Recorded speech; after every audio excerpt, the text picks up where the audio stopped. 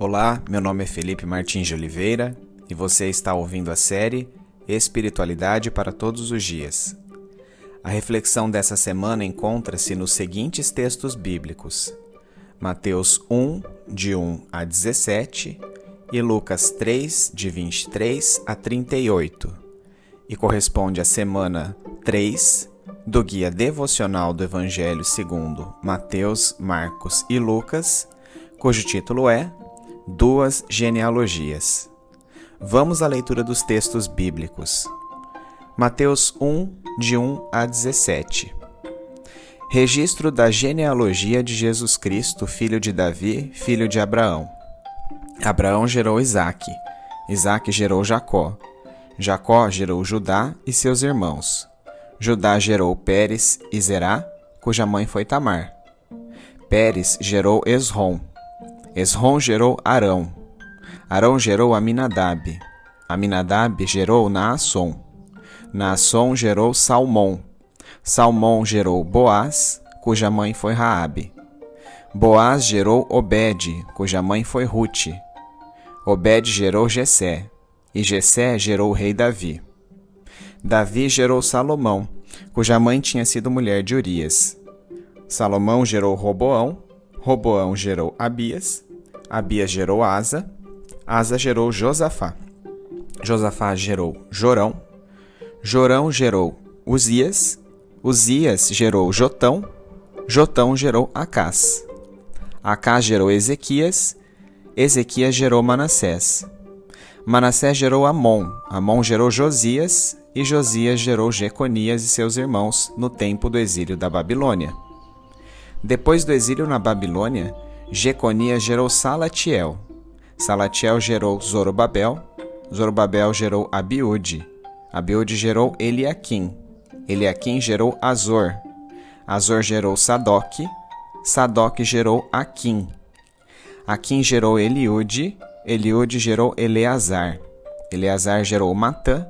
Matã gerou Jacó. E Jacó gerou José, marido de Maria, da qual nasceu Jesus, que é chamado Cristo. Assim, ao todo houve 14 gerações de Abraão a Davi, 14 de Davi até o exílio da Babilônia e 14 do exílio até o Cristo. Lucas 3, de 23 a 38. Jesus tinha cerca de 30 anos de idade quando começou o seu ministério.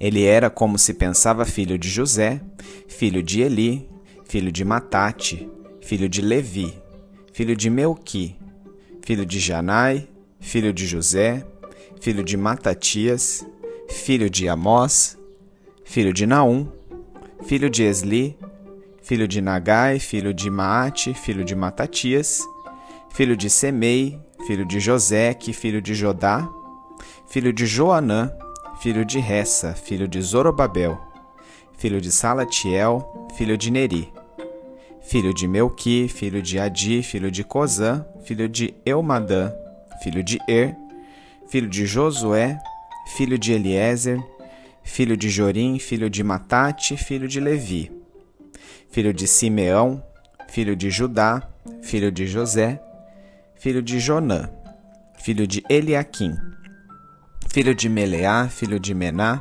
filho de Matatá, filho de Natã, filho de Davi, filho de Jessé, filho de Obed, filho de Boaz, filho de Salmão, filho de Naasson, filho de Aminadab, filho de Rã, filho de Esrom, filho de Pérez, filho de Judá, filho de Jacó, filho de Isaque, filho de Abraão, filho de Terá, filho de Naor, filho de Serugue, filho de Ragaú, filho de Faleque, filho de Eber, filho de Salá, filho de Cainã, filho de Arfadache, filho de Sem, filho de Noé, filho de Lameque, filho de Matusalém, filho de Enoque, filho de Jared, filho de Maaleel, filho de Cainã, filho de Enos, filho de Sete, filho de Adão, filho de Deus.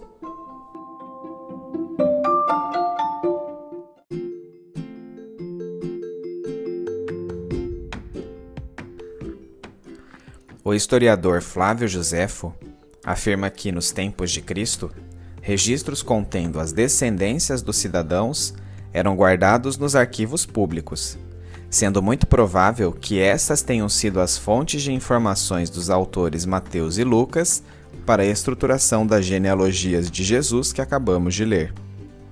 Existem várias diferenças entre as genealogias registradas em Mateus e em Lucas.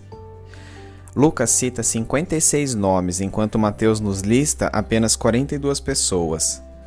Mateus apresenta a genealogia em ordem direta, começando por Abraão, mas Lucas fez o caminho inverso e remonta a Adão.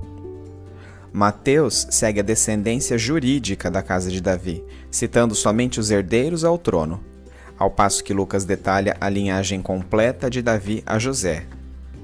Isso parece explicar as diferenças existentes entre ambas as genealogias a partir de Davi. Uma outra explicação plausível é a de que Mateus tenha seguido a linhagem de José, o pai jurídico de Jesus, enquanto Lucas ressalta a de Maria, seu parentesco consanguíneo. Mateus remonta a linhagem de Jesus a Salomão, ao passo que Lucas o faz a Natã. É possível que tais diferenças sejam explicadas apenas pela diversidade de foco dada pelos autores, já que Mateus reestrutura os ascendentes de José e Lucas os de Maria. Mas outra explicação é que Salomão represente a linhagem real de Jesus e Natã a sacerdotal. Em Lucas, Eli aparece como pai de José ao invés de Jacó, como diz Mateus. Muito provavelmente, Jacó e Eli eram irmãos e, segundo os costumes israelitas, quando Eli morreu, Jacó assumiu legalmente a paternidade de José ao tomar como esposa a cunhada viúva. É curioso notar que Mateus contraria o costume da época ao incluir algumas mulheres em sua genealogia. 4 mulheres são mencionadas: Tamar, Raabe, Ruth e Batseba, referida como aquela que tinha sido a mulher de Urias. Tamar, Raabe e Ruth eram completamente gentias, enquanto Batseba, apesar de israelita, fora casada com Urias, seu marido heteu. Com essa inclusão inusitada, Mateus está indicando que a ação de Deus não está restrita a pessoas do sexo masculino nem ao povo de Israel. Mateus 1,16 cita José como marido de Maria, da qual nasceu Jesus, que é chamado Cristo. Embora não diga que José tenha gerado Jesus, deixa claro que ele é seu filho do ponto de vista jurídico, colocando, portanto, como descendente de Davi. Além disso, por Lucas 2, 4 e 5, sabemos que Maria também era descendente de Davi, uma vez que nascera em Belém da Judéia, cidade de Davi, para onde dirigiu-se para o recenseamento compulsório ordenado pelos romanos. Dessa forma, seja juridicamente, seja fisicamente, Jesus era descendente do rei Davi. Mateus propositalmente omitiu alguns ascendentes de Jesus na tentativa de apresentar uma cifra exata de gerações, talvez com finalidade didática, prática que era comum entre os escribas. A genealogia de Jesus por Mateus em 3 partes de 14 gerações cada, e o final de todas elas está ligado a uma época crítica do povo de Israel, a saber, monarquia, cativeiro da Babilônia e a vinda do Messias.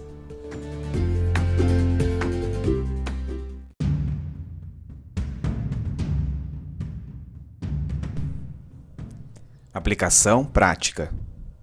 Apesar de enfadonhas, as genealogias que lemos são fundamentais para documentar que a ascendência de Jesus Cristo representou o cumprimento de profecias acerca de seu caráter messiânico. Elas provam o direito que Jesus tinha de ser chamado Messias, tanto física quanto espiritualmente. Mateus pretende denotar que Jesus concretiza cabalmente o cumprimento da aliança abraâmica, enquanto que Lucas demonstra que Jesus é a via de relacionamento entre Deus e a totalidade da raça humana. Voltando a Adão, a genealogia apresentada por Lucas pretende contrapor o primogênito carnal da raça humana com seu progenitor espiritual, enfatizando que se o pecado veio ao mundo por um ser humano, Adão, a justificação foi inaugurada pela vida perfeita do homem Jesus Cristo. Remontando a Abraão, ambas as genealogias enfatizam que Jesus Cristo é o cumprimento da promessa feita a ele pelo próprio Deus em Gênesis 22, 17b e 18, que diz assim: Sua descendência conquistará as cidades dos que lhes forem inimigos, e por meio dela todos os povos da terra serão abençoados porque você me obedeceu. O fato de Jesus ser descendente do rei Davi confere maior exatidão ao seu ministério, mostrando que ele detinha todos os requisitos para ser o Messias. De fato, para os judeus, o Salvador do mundo teria que ser da tribo de Judá e da família de Davi.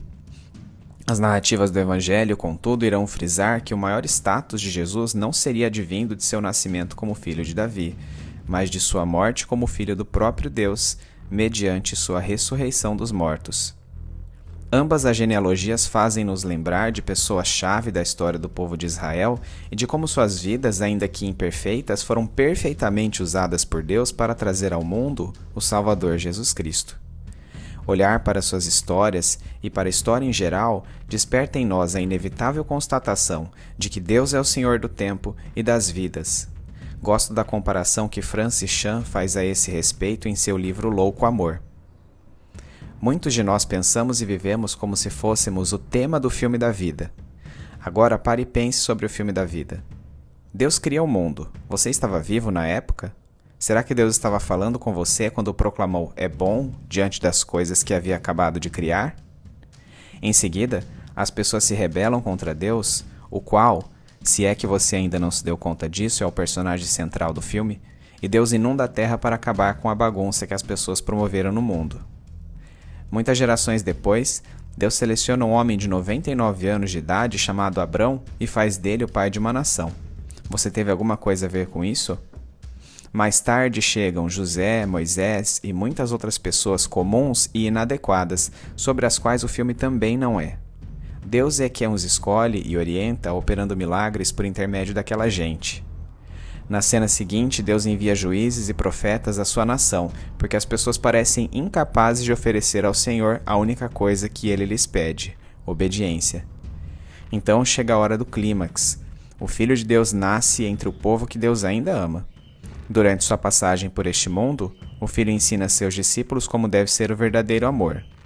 Em seguida, o Filho de Deus morre, ressuscita e volta à presença de Deus. Embora o filme ainda não tenha terminado, sabemos como será a última cena. Nela, todos os seres adoram a Deus que está sentado no trono, pois só Ele é digno de ser louvado. Do início ao fim, o filme é obviamente a respeito de Deus. Ele é o principal personagem. Como é possível que vivamos como se o enredo fosse a respeito de nossa vida?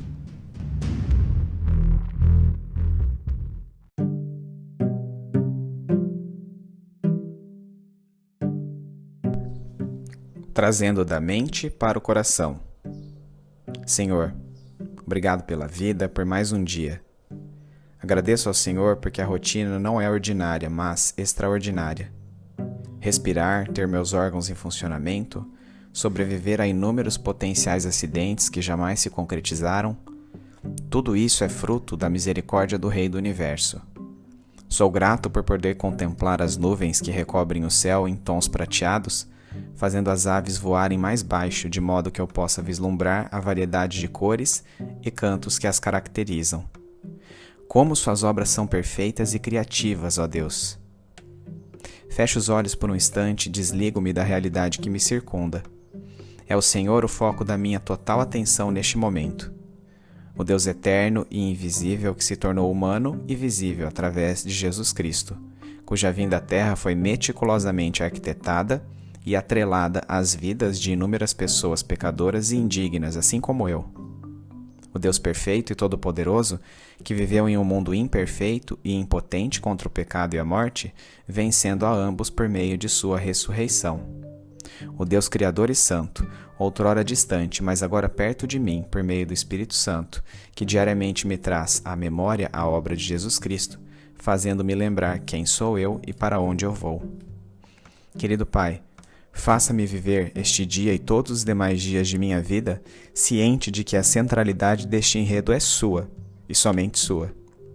Traga-me a consciência constante de que, em matéria de importância, sou figurante em minha própria história, pois todas as coisas convergem para o Senhor.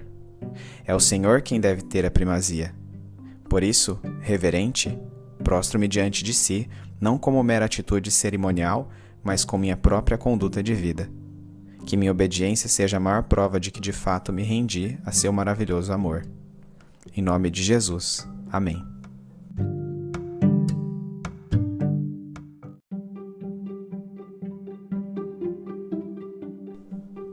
Medite mais sobre este texto ao longo da semana. Domingo, leia os textos de Mateus 1, de 1 a 17, e Lucas 3, de 23 a 38, bem como os comentários sobre eles.